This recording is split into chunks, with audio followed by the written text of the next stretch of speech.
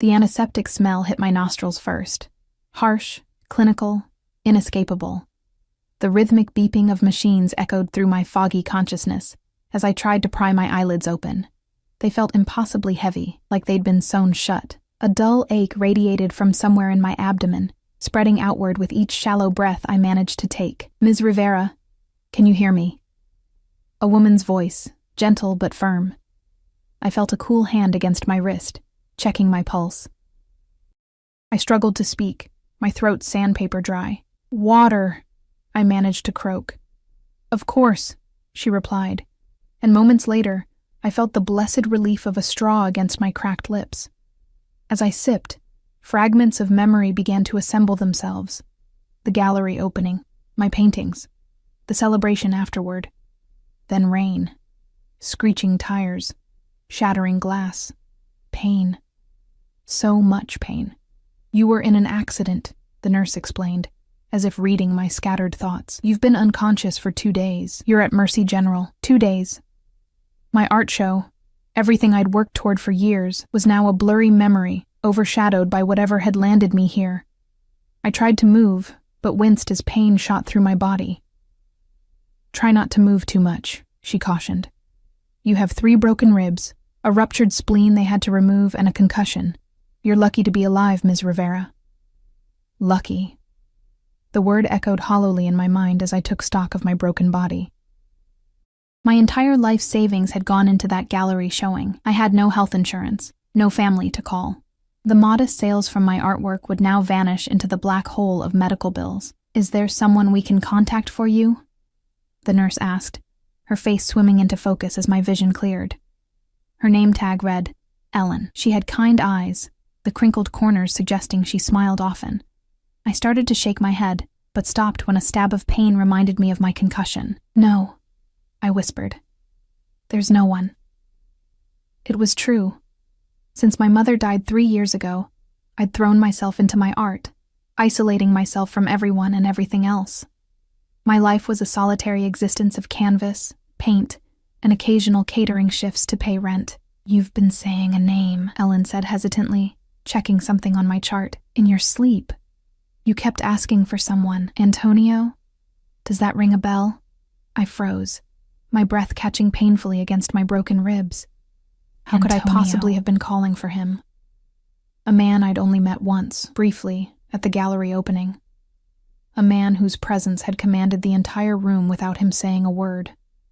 I remembered the moment he'd entered, how the crowd had parted unconsciously, how conversations had hushed. He'd moved with the quiet confidence of someone who never needed to raise his voice to be heard. Expensive suit, tailored perfectly to broad shoulders, dark eyes that missed nothing. 2 men flanking him, their posture screaming security despite their elegant attire. The gallery owner had rushed to greet him, fawning with a nervous energy I hadn't understood at the time. "Mr. Russo, what an unexpected honor.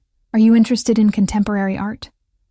"I'm interested in beauty," he'd replied, his voice a low rumble that had somehow carried across the room to where I stood, frozen beside my largest painting. His eyes had found mine then. A moment of connection that had sent an inexplicable shiver down my spine. Throughout the evening, I'd felt his gaze return to me, even as wealthy patrons surrounded him, even as he purchased 3 of my paintings without negotiating the price. Later, as the crowd thinned, he'd approached me, his security maintaining a respectful distance.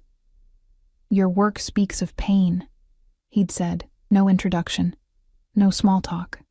"But there's strength in it too, resilience." I'd been caught off guard, both by his directness and his insight.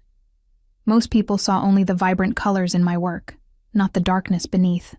"That's perceptive of you," I'd managed. "I recognize what I understand." His eyes had held mine, and for a moment, I'd felt exposed, as if he could see past my careful facade to the struggles I hid from the world. "Your use of shadow and light, it's not technical skill alone, it's lived experience." When he'd extended his hand, I'd taken it without thinking. Antonio Russo. His hand had been warm, his grip firm, but not overwhelming. "Sofia Rivera," I'd replied. "I know," he'd said with the ghost of a smile. "It's your show." A small, distinguished man had approached then, leaning in to whisper something in Antonio's ear. His expression had hardened momentarily before returning to its unreadable mask. "A pleasure, Ms. Rivera," he'd said, releasing my hand.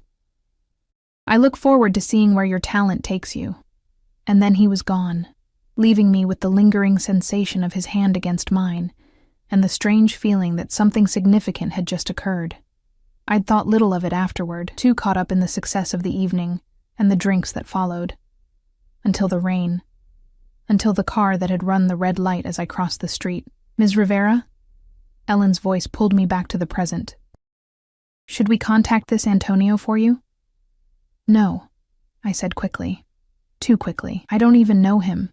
It must have been the medication." Ellen looked unconvinced but didn't press. "All right. The doctor will be in to check on you soon. Try to rest."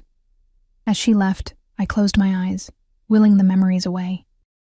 What did it mean that I'd been calling for a stranger in my unconscious state?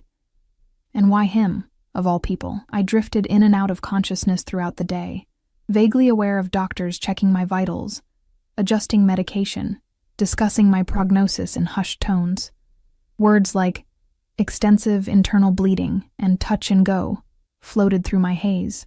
Nighttime brought a different nurse, an older woman with efficient hands and a no-nonsense attitude.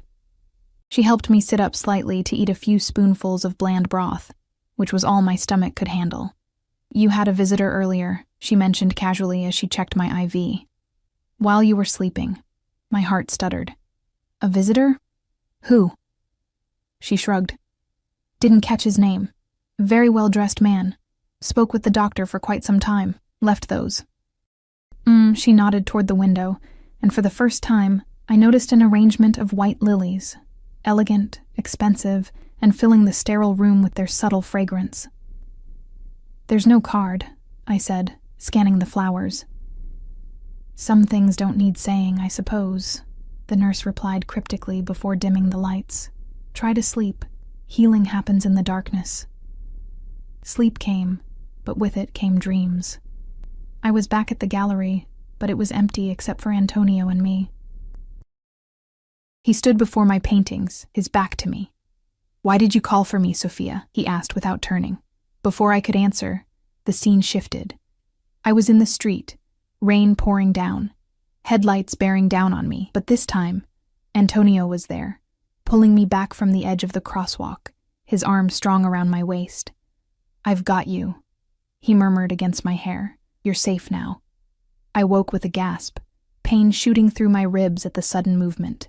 The room was dark except for the muted glow of monitors. According to the clock on the wall, it was just past 3 a.m. A shadow moved near the door. My breath caught as a tall figure stepped into the dim light. Broad shoulders, impeccable suit despite the late hour. Those same intense eyes I remembered from the gallery. Antonio Russo stood at the foot of my bed, watching me with an unreadable expression. "You're awake," he said softly. "How did you know I was here?" My voice was barely a whisper. "I know many things, Sophia." He moved closer, his movements fluid and controlled. "How are you feeling?" The absurdity of the question, posed in a hospital room in the middle of the night by a man I barely knew, struck me, and I almost laughed, stopping only when I remembered my broken ribs. "Like I was hit by a car," I replied dryly. A slight smile curved his lips. "Your spirit remains intact, I see." "Why are you here?" I asked, suddenly acutely aware of my vulnerability, the hospital gown, the tubes, the weakness in my limbs. He studied me for a long moment before answering. "You called for me." A chill ran down my spine. "So I've been told. I don't know why." "Don't you?" He reached out, his fingers lightly brushing against mine on the blanket. Sometimes the unconscious mind recognizes what the conscious one is not ready to admit. Before I could respond, the door opened, and one of the men I recognized from his security detail appeared. "Sir?" he said quietly. "It's time." Antonio nodded, but didn't move immediately.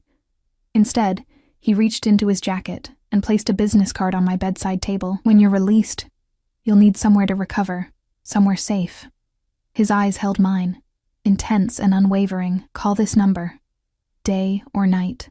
I don't need charity," I said, a flicker of pride cutting through my confusion. It's not charity, Sophia. It's... He paused, seeming to choose his words carefully.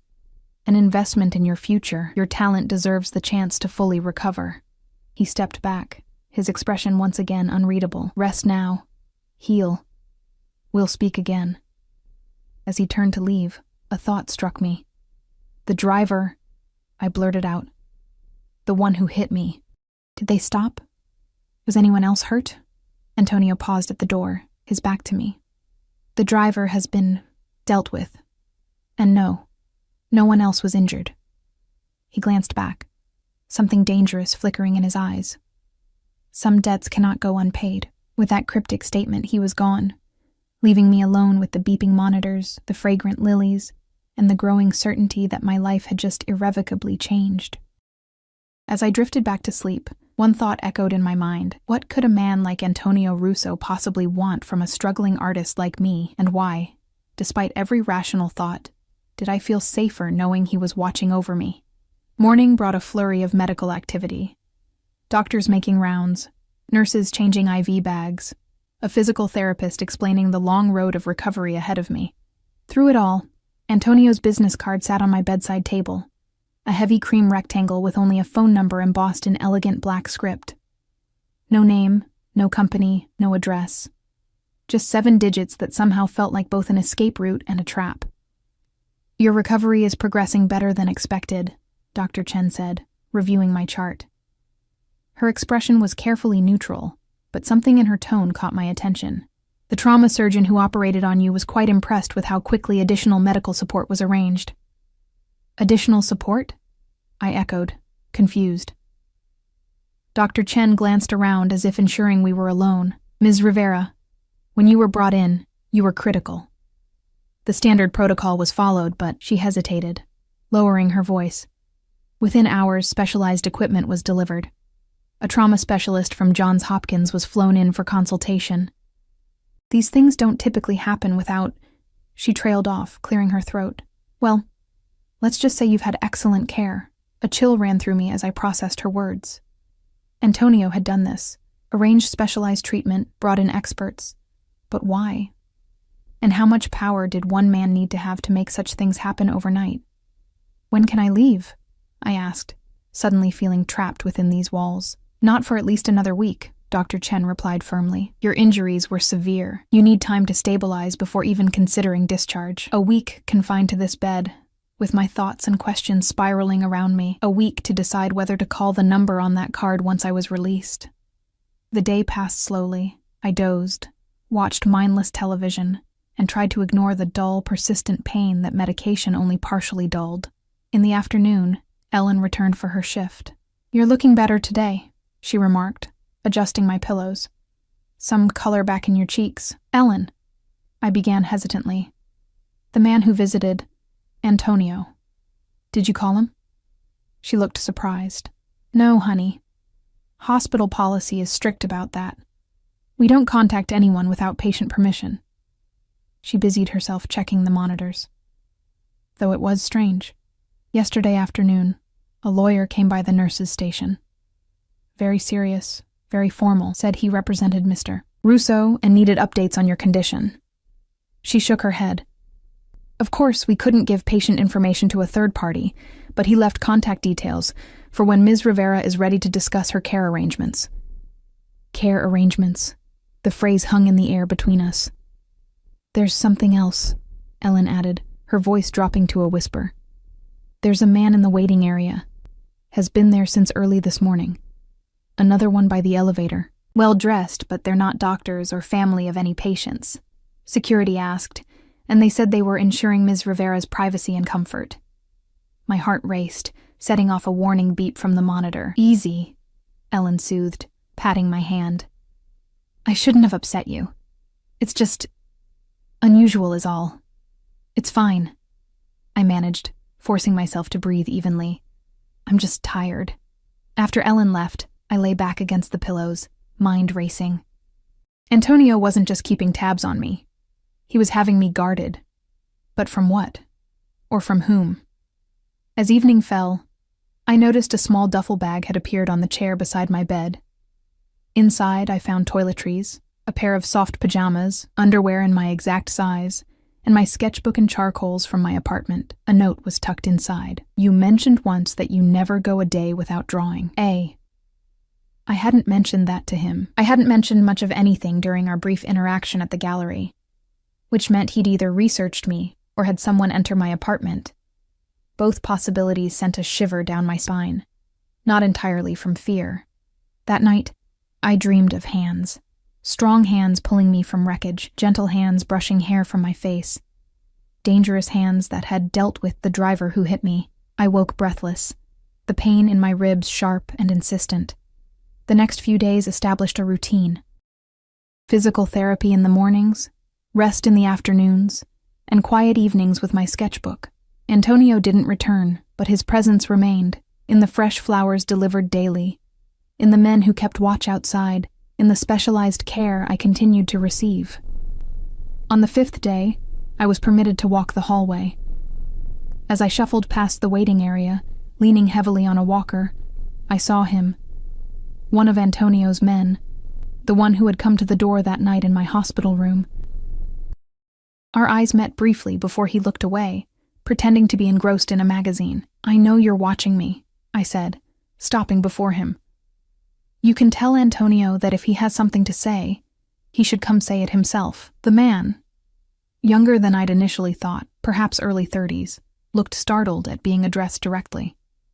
He glanced around before responding.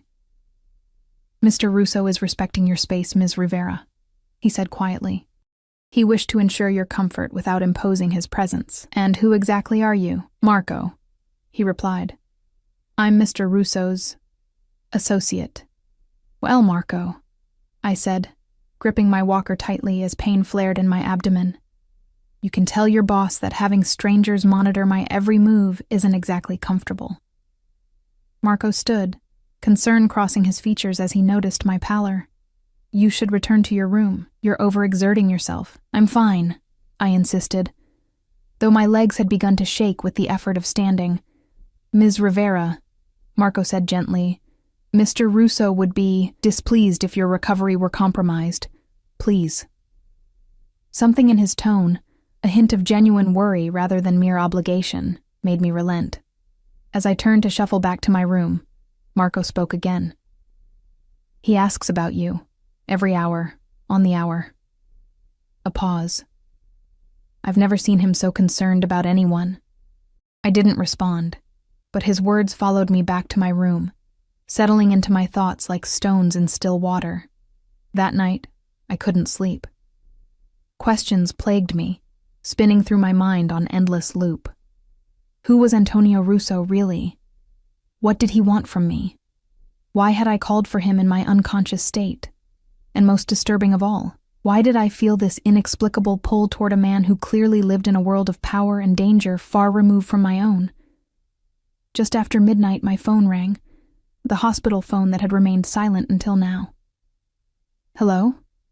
I answered cautiously. Sophia. His voice, low and resonant, sent an involuntary shiver through me. I'm told you spoke with Marco today. And of course he knew. I did. And that you're pushing yourself too hard in physical therapy. I bristled at that. I'm trying to recover, to get out of here. To what end, Sophia? His question cut through my defenses. Where will you go? Your apartment building doesn't have an elevator. You can't manage 4 flights of stairs in your condition. You can't work. Your medical bills. Stop, I interrupted, anger flaring hot and sudden. You don't know anything about me or my situation. A pause. I know that your mother died of cancer 3 years ago, leaving you alone except for a distant cousin in Arizona whom you rarely speak to. I know you work catering jobs to supplement your meager art sales. I know your landlord raised your rent last month, and you were considering moving before your gallery showing. I know the driver who hit you was texting his girlfriend and ran a red light at 40 miles per hour. His voice hardened. I know everything I need to know, Sophia. I clutched the phone tighter, my knuckles white. Why? Why go to all this trouble for someone you met once? The silence stretched so long I thought he might have hung up. Do you believe in fate, Sophia? He finally asked, his voice softer. No, I replied honestly. I believe in consequences, actions, and reactions. Then consider this. The action was my seeing your paintings, seeing you at that gallery. Everything that has followed is simply the reaction. That's not an answer, I pressed. It's the only one I can offer right now. Another pause. You'll be discharged in 2 days. A decision will need to be made. The card on my bedside table seemed to grow heavier, more significant. And if I don't call that number, then my men will withdraw. The additional medical support will continue. That's already been arranged and paid for. You'll be free to struggle up those stairs to your apartment, alone. The way he said, alone, as if it were the most tragic state imaginable, struck a chord within me. Why did I call for you? I whispered, voicing the question that had haunted me since waking. When I was unconscious, why was it your name on my lips? I heard him inhale slowly. Perhaps because on some level, you recognized what I recognized the moment I saw you, Sophia. His voice dropped lower, intimate in the darkness of my room. That you and I are the same. I'm nothing like you, I protested automatically. Aren't you? A hint of amusement colored his tone. Survivor, fighter, someone who creates beauty from darkness. Someone who stands alone. His words resonated with uncomfortable truth. Before I could form a response, he continued. Rest now. We'll speak again when you're discharged. The line went dead, leaving me with only the rhythmic beeping of monitors and the weight of his words. The next morning brought an unexpected visitor, a severe-looking woman in her 50s, impeccably dressed in a tailored suit, her silver-streaked hair pulled into a tight bun. Ms. Rivera, she said, not bothering to introduce herself as she entered my room. I understand you'll be discharged tomorrow. Who are you? I asked, immediately wary. Francesca Vitale. I manage Mr. Russo's household affairs. She placed a sleek leather portfolio on the bed tray. These are the discharge arrangements. A private ambulance will transport you to the recovery facility. Your personal belongings have already been packed and will be stored securely until you're well enough to make more permanent arrangements. I stared at her in disbelief. Excuse me? I haven't agreed to any of this. Francesca raised a perfectly arched eyebrow. Mr. Russo seemed to think you'd be amenable. Well, Mr. Russo is mistaken, I replied, pushing the portfolio away. I make my own decisions. A flicker of what might have been respect crossed her features. I see. She straightened, adjusting her jacket. In that case, I'll leave these materials for your review. The offer stands until noon tomorrow. She turned to leave, then paused at the door. Ms. Rivera, I've worked for Antonio Russo for 15 years. In that time, I've never seen him extend this kind of consideration to anyone. I suggest you think carefully before rejecting it. After she left, I opened the portfolio, curiosity overcoming my indignation. Inside were photos of a beautiful modern building with extensive gardens, along with medical credentials for a full staff of private nurses and therapists. According to the documentation, I would have a private suite for the duration of recovery, with all medical expenses and living costs covered. It was tempting. So tempting it frightened me. The alternative was my 4th-floor walk-up, struggling alone through a painful recovery, draining what little savings I had on basic necessities while unable to work. But nothing came without strings, especially not from a man like Antonio Russo. That afternoon, I asked Ellen about him, trying to sound casual. That man who visited me, Antonio Russo. Do you know who he is? Ellen's expression changed subtly. I shouldn't gossip about visitors. Please, I pressed. I need to know. She glanced toward the door before leaning closer. I don't know details, but there are rumors. The name Russo is significant in certain circles.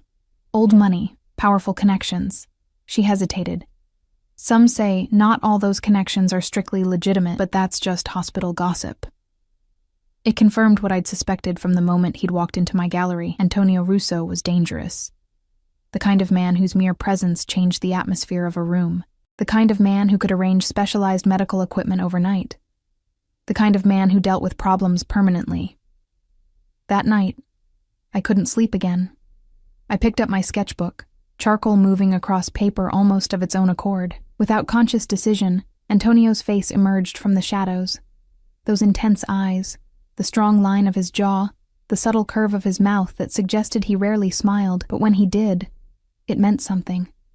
I'd nearly finished the drawing when a soft knock came at my door. Marco entered, his expression grave. "Ms. Rivera," he said quietly. "There's been a situation. Mr. Russo believes it's best if you're moved tonight, rather than waiting for tomorrow's discharge." Alarm shot through me. What kind of situation? Marco's eyes shifted away. "It's just a precaution. The car is waiting downstairs. Dr. Chen has approved an early discharge." My instincts screamed danger. But from which direction? From whatever situation had prompted this midnight evacuation? Or from Antonio himself? "I haven't decided yet," I protested. "I haven't called the number." Marco's expression softened slightly. "Sometimes, Ms. Rivera, the decision is made for us by circumstances beyond our control." He gestured to the duffel bag, now repacked with my few possessions. "Please. Mr. Russo insists on your safety." As if to punctuate his words, the hallway lights flickered momentarily. In the distance, I heard raised voices and hurried footsteps. I looked down at the sketch in my lap. Antonio's face staring back at me with an intensity that seemed to transcend paper and charcoal. Then, I looked at Marco, at the concern evident in his eyes, at the hand he now extended toward me. "All right," I said, closing my sketchbook. "I'll go."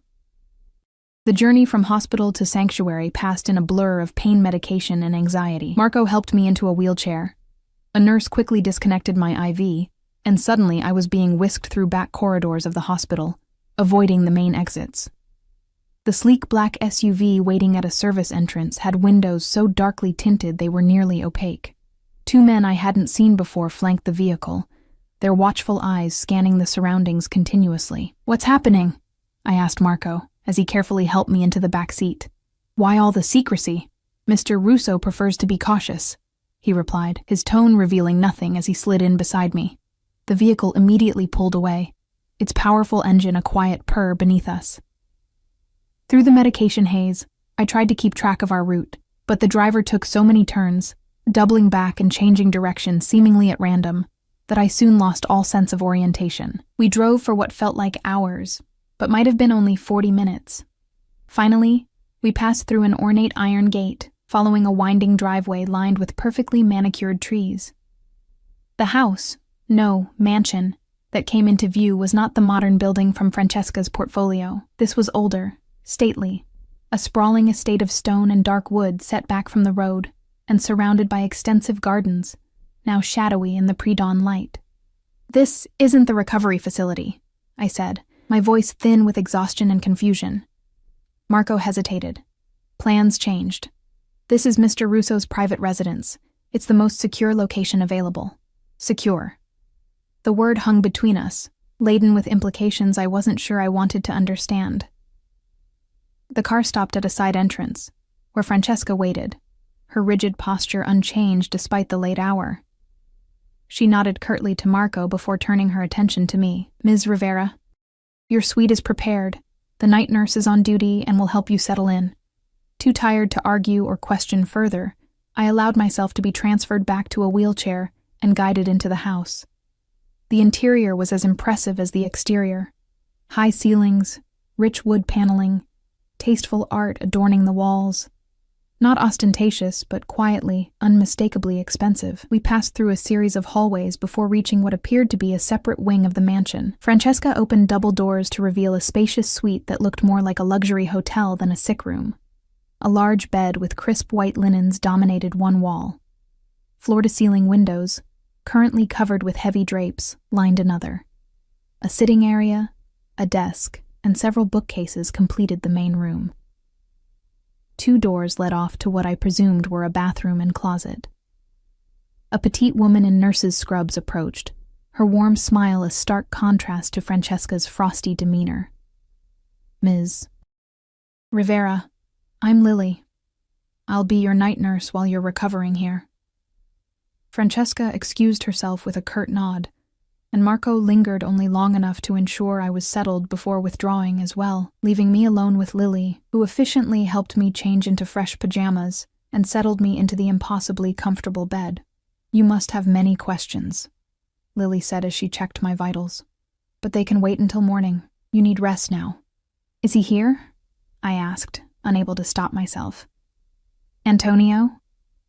A flicker of something, surprise perhaps, crossed Lily's features. "Mr. Russo is away on business. He's expected back tomorrow." She adjusted my pillows. "There's a call button here if you need anything during the night. I'll be in the adjoining room." After she left, I lay awake despite my exhaustion, taking in my new surroundings. The room was beautiful, comfortable, and utterly foreign, like being in a luxurious cage. I tried to sort through the tangle of emotions, gratitude for the care, fear of the unknown, and an unsettling anticipation at the thought of seeing Antonio again. Eventually, exhaustion claimed me, and I fell into a dreamless sleep. Morning brought sunshine streaming through a gap in the curtains, and a different nurse, an older man with kind eyes and efficient hands, who introduced himself as James. He helped me to the adjoining bathroom, which was larger than my entire apartment, and featured a walk-in shower with a built-in bench and handrails. "Mr. Russo had these installed yesterday," James explained, noting my surprise at the medical accommodations within the otherwise luxurious space. "He was quite specific about making sure everything was accessible for you." After a careful shower that left me feeling human again for the first time in days, James helped me dress in soft cotton pants and a loose blouse that somehow fit perfectly. Another of Antonio's mysterious arrangements, I assumed. Breakfast arrived on a tray: fresh fruit, yogurt, toast, and tea, served on fine china that probably cost more than a month's rent on my apartment. "Will Antonio, Mr. Russo, be here today?" I asked James as he checked my medication. "He should return this afternoon," James replied. "In the meantime, he thought you might like to see this." He crossed to the heavy drapes and pulled them open to reveal a breathtaking view. The windows overlooked meticulously landscaped gardens that stretched toward a small lake in the distance. The morning sun glinted off the water, and a stone path wound through flower beds and sculpted hedges. "Once you've rested this morning, we could try a short walk in the garden," James suggested. "Fresh air would do you good, and Dr. Whitman, your new physician, will be here at noon to assess your progress." The morning passed in a haze of medical examinations and cautious physical therapy. Dr. Whitman, a distinguished older man with silver hair and a gentle manner, seemed impressed with my progress. "The initial trauma was severe," he explained as he checked my healing incisions, "but you're young and remarkably resilient. With proper care and rehabilitation, I expect a full recovery within 2 to 3 months. 2 to 3 months. The reality of my situation hit me anew. 2 to 3 months in this beautiful prison, dependent on the mysterious generosity of a man I barely knew. "Dr. Whitman," I began hesitantly, "do you know why Mr. Russo is doing this? Providing all this care for someone he hardly knows?" The doctor's expression remained professionally neutral. "I don't question Mr. Russo's motives, Ms. Rivera. I simply provide the best medical care possible to my patients." He packed his bag and stood. "I'll return in 3 days to check your progress." After a light lunch, James helped me into a wheelchair for my promised garden excursion. The air outside was crisp and fresh, carrying the scent of roses and freshly cut grass. The garden was even more beautiful up close. A carefully designed landscape of formal beds near the house gradually giving way to more natural arrangements further from the building. James pushed me along the stone path, pointing out various plants and features. I found myself relaxing slightly, the tension of the past week easing in the peaceful surroundings. "Who maintains all this?"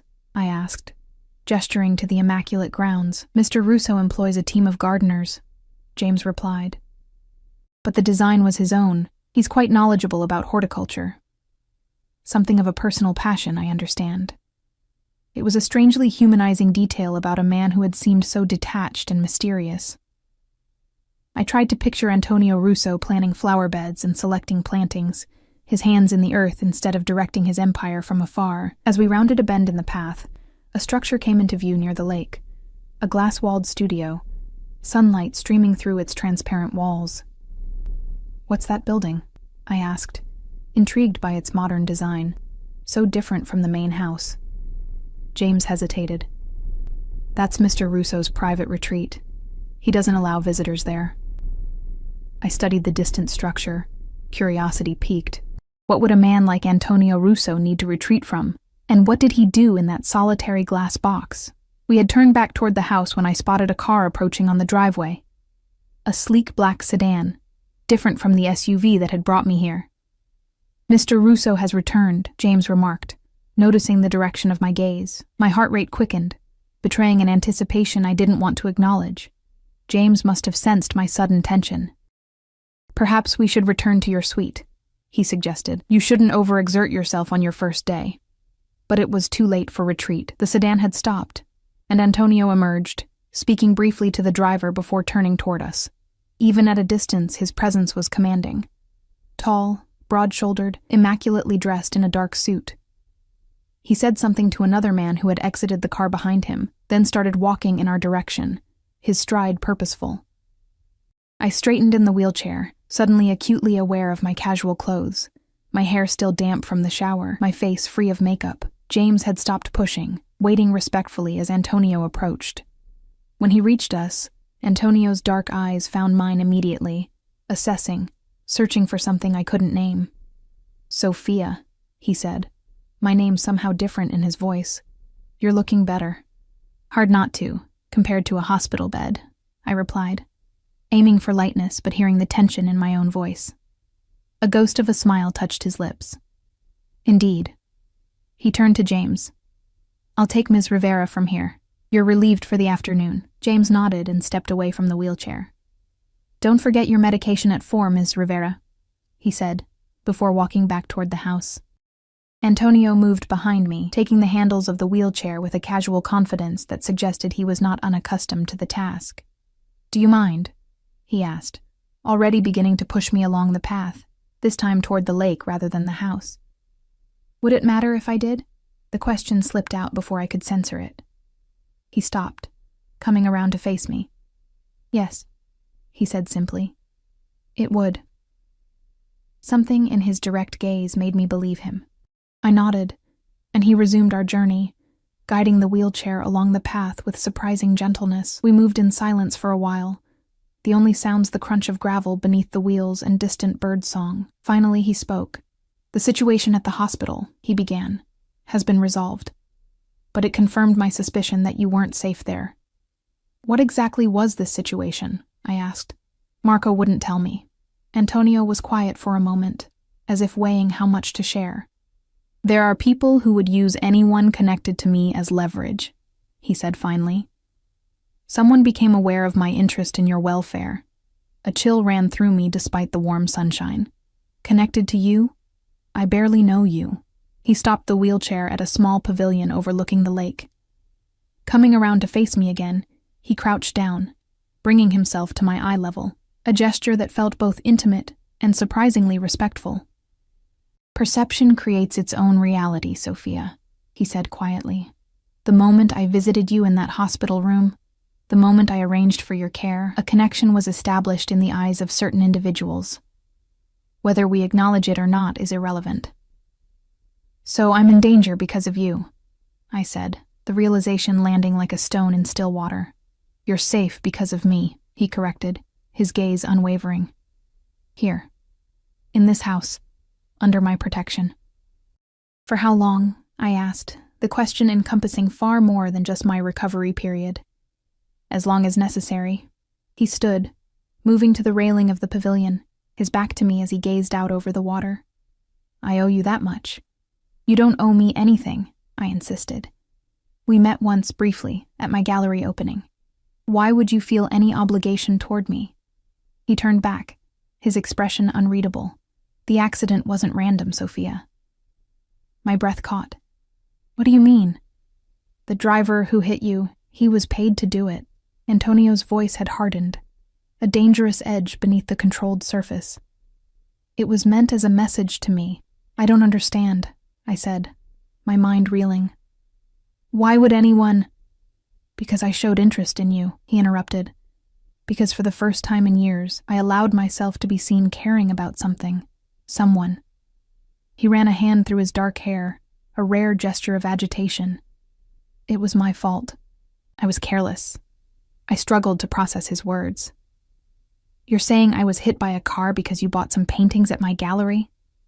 A bitter smile touched his lips. My world operates by different rules, Sophia. Any perceived attachment becomes a vulnerability to be exploited. He moved closer again, his eyes intent on mine. I never intended to drag you into this life. After the gallery, I meant to keep my distance. But then I received that call from the hospital. What call? I asked, confused. You don't remember, he said. Not a question, but a statement. You were barely conscious. You'd lost so much blood the doctors weren't certain you'd survive the night. Something raw flashed in his eyes.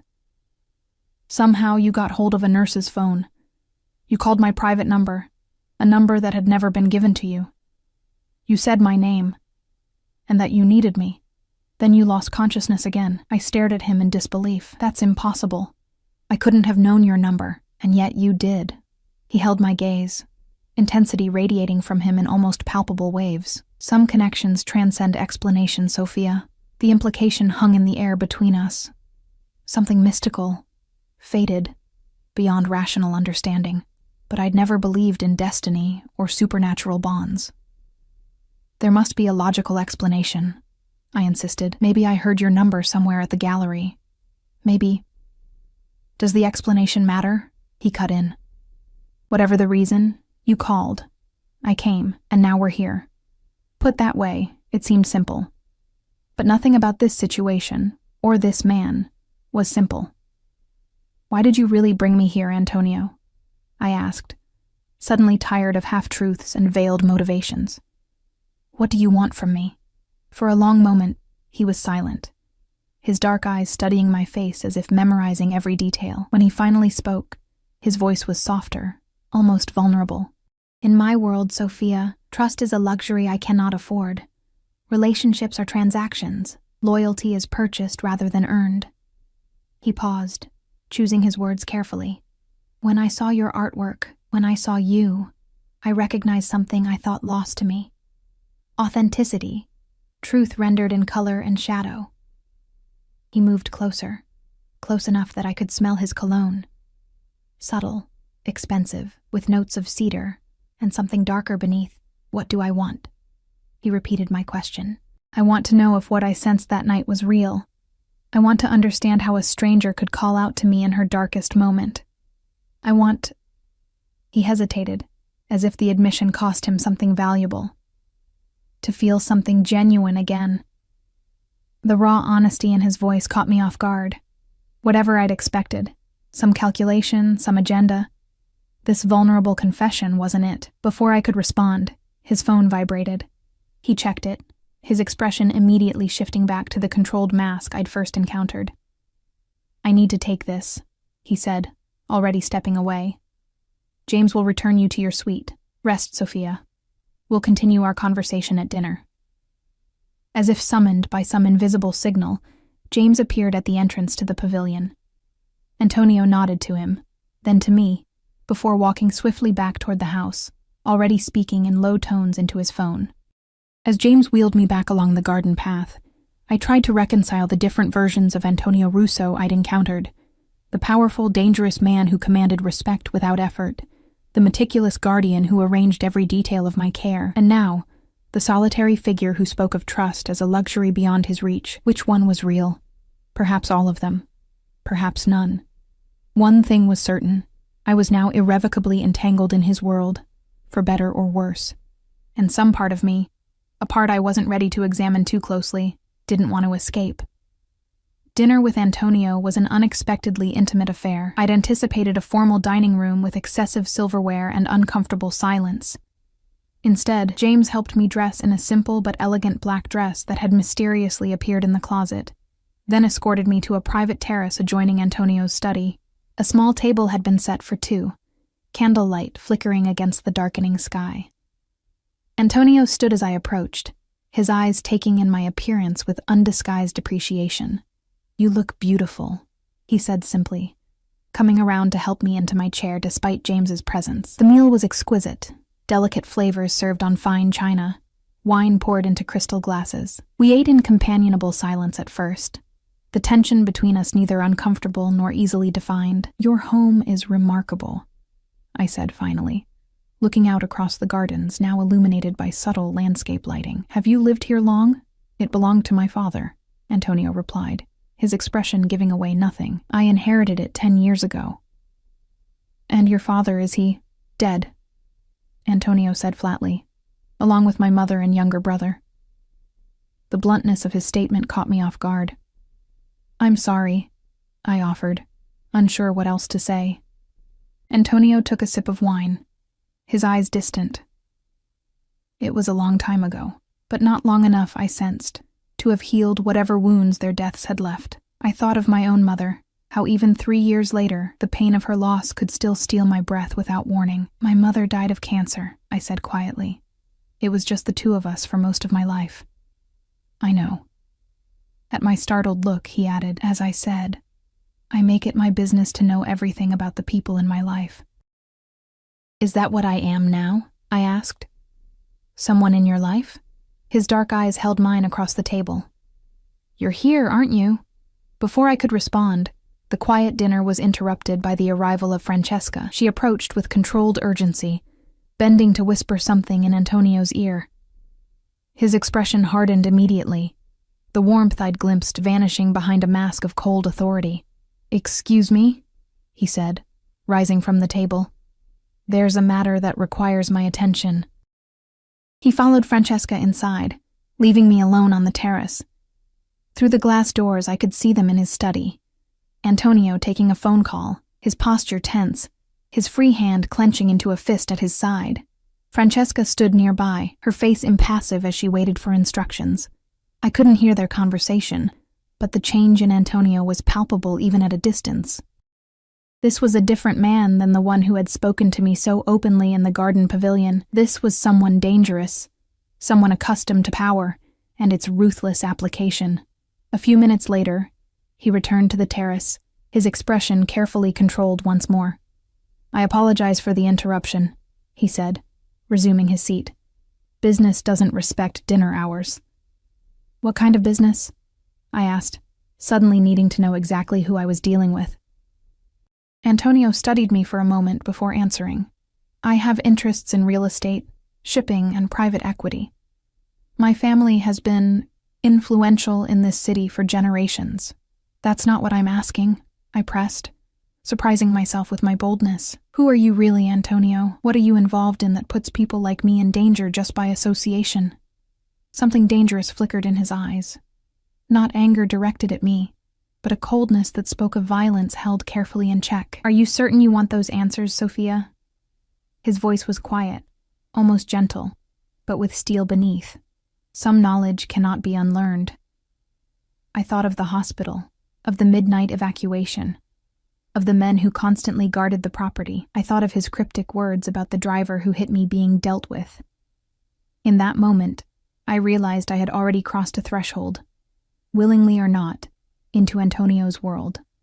Yes, I said firmly. I want the truth. He nodded once, as if my answer confirmed something he'd already suspected.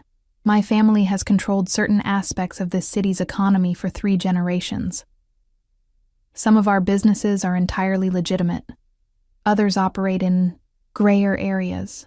You're talking about organized crime, I said, the words hanging in the air between us. A crude term, but essentially accurate.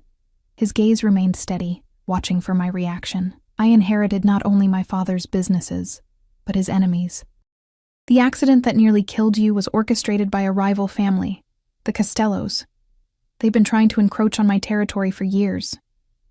Despite suspecting something along these lines, hearing it confirmed sent a chill through me. I was dining with a man who was essentially a mob boss, a man whose world operated by rules of power, violence, and retribution. The driver, I said slowly. When you said he was dealt with, he's alive, Antonio replied, correctly interpreting my unspoken question. Though he may wish otherwise, he was merely a pawn. Punishing him severely would have accomplished nothing. The message needed to be sent higher. The casual way he spoke of punishment and messages sent a shiver down my spine. Yet, strangely, I wasn't afraid. Not for myself, at least. Something about Antonio's presence conveyed absolute certainty that he would never harm me. Why tell me all this? I asked, Why not maintain the facade of a legitimate businessman? Because I want your trust, he said simply. And trust requires truth, however uncomfortable. Even if that truth could implicate me, make me an accessory to whatever retribution you took against the Castellos? A shadow of a smile touched his lips. You have a sharp mind, Sophia. Yes, even then. I'm offering you knowledge with all its burdens. What you choose to do with it is your decision. I considered his words, turning them over in my mind. So what happens now? Am I your prisoner here? Your guest? Your what, exactly?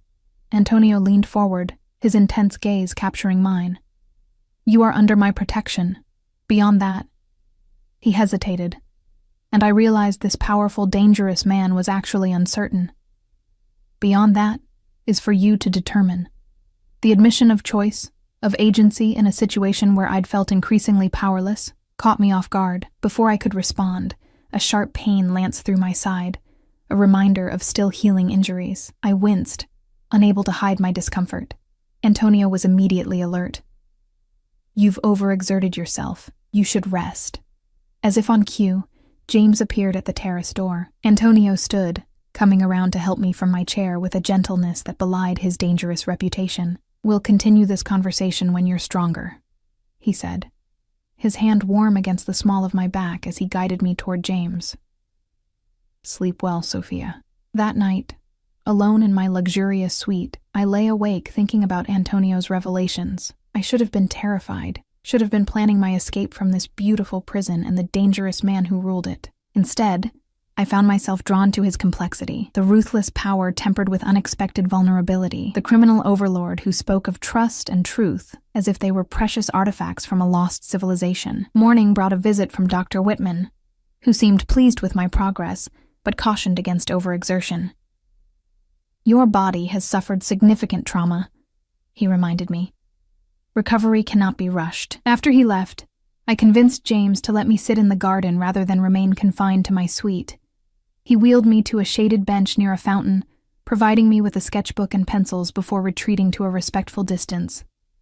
I began to draw, letting my hand move across the paper without conscious direction. The peaceful gurgle of the fountain, the scent of roses, the dappled sunlight through the trees, all of it seeped into my awareness, gradually relaxing the tension I'd carried since waking in the hospital. I was so absorbed in my sketching that I didn't notice Antonio's approach until his shadow fell across my paper. I looked up, startled, to find him standing before me, dressed more casually than I'd seen before, in dark trousers and a white shirt, sleeves rolled up to reveal strong forearms. You're talented, he said, nodding toward my sketch, which I realized with a start was a detailed rendering of the glass studio by the lake. Thank you, I replied, suddenly self-conscious. Your garden is inspiring. May I? He gestured to the space beside me on the bench. I nodded, and he sat, careful to maintain a respectful distance. For a moment, we simply existed in companionable silence, watching the play of light on water in the fountain. I've been thinking about our conversation last night, he said finally. About what happens next. I turned to face him, struck again by the intensity of his dark eyes, the controlled power in his posture. And? I prompted when he didn't continue, and I find myself at a crossroads I never anticipated. He looked down at his hands, strong hands that I suspected had both created and destroyed. I built my life around control, Sophia. Every variable accounted for, every outcome planned. Then you appeared, and suddenly what? I asked, my voice barely above a whisper. His eyes met mine again, something raw and honest in their depths. Suddenly, I find myself hoping for things I have no right to hope for. 3 weeks passed in a rhythm that gradually became familiar, morning physical therapy sessions with James, afternoons in the garden sketching or reading books from Antonio's extensive library, evenings often spent in his company, sometimes dining together, sometimes simply sitting in companionable silence as he worked, and I drew. Antonio was frequently absent during the day, attending to business I deliberately didn't ask about. But he always returned by evening, and I came to anticipate the moment when he would appear in the garden or on the terrace, his presence bringing a strange sense of both tension and ease. We spoke of many things during those evening hours: art and literature, my childhood with a single mother struggling to make ends meet, his more privileged but emotionally barren upbringing. He told me about his younger brother Marco, killed alongside his parents, and how he'd named his most trusted lieutenant after him. He described his father's unyielding expectations, his mother's distant elegance. I shared stories of my mother's warmth, her encouragement of my artistic pursuits despite our financial struggles, her slow decline as cancer consumed her. What we didn't discuss was the growing connection between us, the way his hand would linger when helping me stand, the way I found myself sketching his face from memory when alone, the charged silence that sometimes fell between us, heavy with unspoken possibilities. Nor did we discuss the future, what would happen when I was fully healed, whether I would return to my old life or if such a return was even possible. The danger from the Costellos remained unresolved, hovering like a storm cloud on the horizon of our fragile peace. On the morning marking 1 month since the accident, Dr. Whitman declared me well enough to move without the wheelchair. "Short distances only," he cautioned, "and always with someone nearby in case you need support." That evening, I was sitting in what had become my usual spot in the garden when Antonio appeared, a bottle of champagne and 2 glasses in his hands. "James told me the good news," he said, settling beside me on the bench. "I thought we might celebrate your progress." He poured the champagne with elegant efficiency, handing me a flute of the sparkling liquid. Our fingers brushed in the exchange, sending a now familiar warmth through me. "To healing," he said, raising his glass.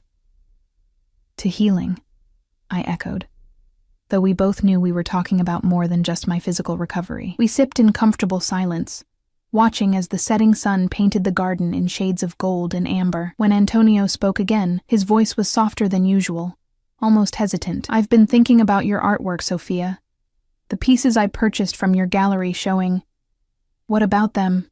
I asked, curious about this unexpected topic. "They're extraordinary, raw and honest in a way that's rare." He turned to face me fully. "You shouldn't be working catering jobs to survive. Your talent deserves recognition." I laughed softly, without humor. "The struggling artist is a cliché for a reason, Antonio. Talent doesn't pay the bills." "It could," he said simply. "I have connections in the art world, legitimate ones," he added with a hint of wry amusement. "One call from me to the right people, and you'd have exhibitions in galleries across the country." I stiffened, placing my glass carefully on the bench between us. "I don't want your charity or your influence. My work should stand on its own merits." "It would," he insisted. "I wouldn't be suggesting this otherwise. All I'd be doing is opening doors. Your talent would do the rest." "And what would you want in return?" I challenged, suddenly wary. "Everything has a price in your world, doesn't it?" A flash of hurt crossed his face before his expression shuddered. "Is that what you think of me still? That every gesture is a transaction?" Shame washed through me at the genuine pain in his voice. After a month in his home, experiencing his care and protection, I should have known better. "No," I admitted quietly. "That's not what I think. I'm sorry." He was silent for a long moment, staring out at the darkening garden. "When this began," he said finally, "when I received that call from the hospital, I told myself I was acting out of obligation, that I owed you protection because my enemies had targeted you to get to me." He turned back to me, his dark eyes intense in the fading light. "But that was a lie I told myself, Sophia.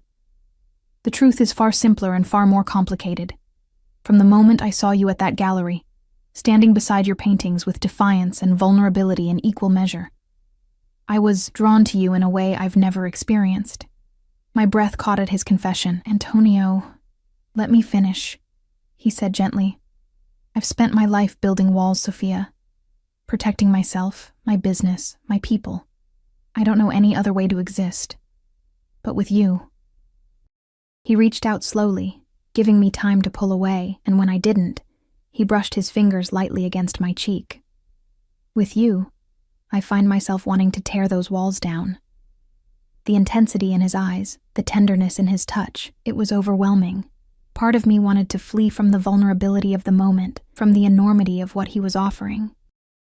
But a stronger part, a part that had been awakening since that first night in the hospital, wanted to step forward into the unknown territory of his embrace. "I'm afraid," I whispered, the admission costing me. "Of me?" he asked, his hand falling away. "Of this," I clarified, gesturing between us. "Of wanting something I shouldn't want. Someone I shouldn't want." Understanding dawned in his eyes. Because of who I am, what I am. Yes. There was no point denying it. "Your world is dangerous, Antonio. Violent. How could anything good grow in such soil?" He was silent for a long moment, considering my words with the seriousness they deserved. "For generations, my family has lived by certain codes, operated within certain boundaries," he said finally. "I inherited that legacy, along with all its burdens and contradictions. But inheritance isn't destiny, Sophia." He stood, extending his hand to help me up. "Come. There's something I want to show you." Curious despite my reservations, I placed my hand in his and allowed him to guide me slowly along the garden path. We walked in silence toward the lake, my steps still careful but steadier than they had been. As we approached the glass studio I'd sketched so many times from a distance, I realized our destination. "Your private retreat," I said, remembering James's words about Antonio not allowing visitors there. "Yes." He withdrew a key from his pocket and unlocked the door. "No one else has been inside, not even Francesca." He opened the door and gestured for me to enter. Stepping inside, I froze in astonishment. The space was filled with light and color. Not the office or meditation space I'd imagined, but an artist's studio. Easels held half-completed canvases. Shelves lined one wall, stocked with paints, brushes, and other supplies. A large work table occupied the center of the room, scattered with sketches and reference materials. "You're an artist," I breathed, turning to him in wonder. A ghost of a smile touched his lips. "Not a very good one, I'm afraid.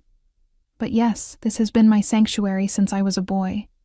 The one place where I could escape my father's expectations, where I could create rather than destroy." I moved deeper into the space, drawn to the canvases. His style was different from mine, more controlled, more classical in technique, but there was genuine talent evident in the work. Landscapes mostly, rendered with a precision that spoke of years of practice. "These are beautiful," I said honestly. "They're technically adequate," he replied with a self-deprecating shrug. "But they lack what your work has: soul, authenticity. I paint what I see. You paint what you feel." I turned back to him, struck by the vulnerability in his admission. This powerful, dangerous man had just shared his most private self with me. Not the mafia boss, not the businessman, but the artist who doubted his own creative vision. "Why are you showing me this?" I asked softly.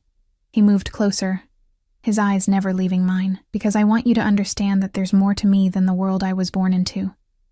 That I'm capable of creation, not just destruction." His voice dropped lower, intimate in the quiet space. "Because I'm offering you a choice, Sophia." "What choice?" My heart thundered in my chest, already knowing the answer. "Stay," he said simply. "Not as my guest or my patient, not as someone under my protection, but as..." He hesitated, searching for the right words. "As my partner, in whatever form that might take." The magnitude of what he was offering, not just a relationship, but entry into his closely guarded private life, left me breathless. "And if I say no, if I choose to leave, then you leave," he said, though I could see the cost of those words in his eyes. "I'll ensure you're set up comfortably, safely, away from any danger associated with me. You'd never have to see me again." I studied his face in the fading evening light that streamed through the glass walls, the strong lines of his jaw, the intensity in his dark eyes, the vulnerability he was allowing me to see beneath his carefully controlled exterior. "And what about your enemies?" I asked. "The Costellos? Would they ever truly leave me alone?" A shadow crossed his face. "That situation has been addressed during your recovery. There was a meeting of the families. Certain arrangements were made." He stepped closer. "You would be safe, Sophia, whether with me or without me." The implication of his words, that he had negotiated some kind of peace, potentially at great cost to himself, to ensure my safety regardless of my choice, struck me deeply. This was no small gesture from a man in his position. "And if I stay?" I whispered. "If you stay," he said softly, reaching out to take my hands in his. "We build something new together, something that honors who we both are, without erasing our pasts or pretending the complications don't exist." His thumbs traced gentle patterns on my palms. "I can't promise you a perfect life, Sophia. My world will always have elements of danger, of compromise. But I can promise you this, with you, I want to be a better man than I was made to be." In that moment, looking into his eyes, I saw the truth of his words. This was a man capable of violence and ruthlessness, yes, but also of tenderness, of growth, of love. A man fighting against the destiny that had been laid out for him since birth, reaching for something more. And I realized that I, too, was reaching for something more. The safe, solitary life I'd built for myself after my mother's death, was that really living, or just surviving? Slowly, deliberately, I closed the distance between us. "I want to stay," I said, my voice stronger than I expected. "Not because I need your protection or your connections, but because when I'm with you, I feel more alive than I've felt in years." The tension in his shoulders eased, relief washing across his features. He raised one hand to cup my cheek, his touch gentle but sure. "Sophia," he murmured, my name a promise on his lips. When he kissed me, it was tender at first, a question, an offering. But as I responded, sliding my arms around his neck, the kiss deepened, years of restraint and loneliness falling away as we held each other in the fading light. Later, as we walked slowly back to the house, his arm steady around my waist, I glanced back at the glass studio gleaming in the moonlight. "Will you show me how to use oils?" I asked. "I've always worked in acrylics, but your landscapes, the depth you achieve," he smiled, a genuine smile that transformed his serious face. "I'd like that," he said. "And perhaps you could teach me how to capture emotion the way you do. We could learn from each other." As we reached the terrace, lights from the house spilling out to welcome us, I realized that was exactly what we'd been doing all along, learning from each other, changing each other in subtle ways, creating something new from the broken pieces of our separate lives. The future wouldn't be easy. Antonio's world would always contain elements of darkness. My independence and artistic integrity would always need to be preserved. But standing there in the circle of his arms, I felt something I hadn't expected to feel again after my mother's death, after the accident that nearly claimed my life. Hope. Not the naive hope of fairy tales and perfect endings, but the mature hope that acknowledges difficulties and chooses to move forward anyway. The hope that sees beauty in complexity, strength in vulnerability, and possibility in the spaces between broken things. As Antonio opened the door, guiding me over the threshold and into the warmth of the house that was becoming our shared sanctuary, I knew with absolute certainty that I was where I belonged.